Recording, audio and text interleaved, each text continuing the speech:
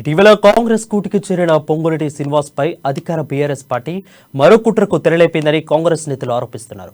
ఇందులో భాగంగానే పొంగులేటి సోదరుడు ప్రసాద్ రెడ్డికి నీటిపారుదల శాఖ నోటీసులు ఇచ్చిందని అంటున్నారు.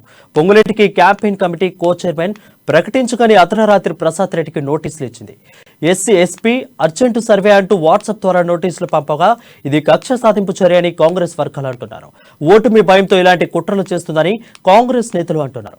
ఖమ్మం జిల్లాలో ఇప్పటికే పొంగులేటి ప్రధాన అనుచరులు మువ్వా విజయబాబు, తులూరి బ్రహ్మయ్యలపై కేసులు మోపడం ఇబ్బందులకు గురిచేస్తున్నారని హస్తం నేతలు అంటున్నారు.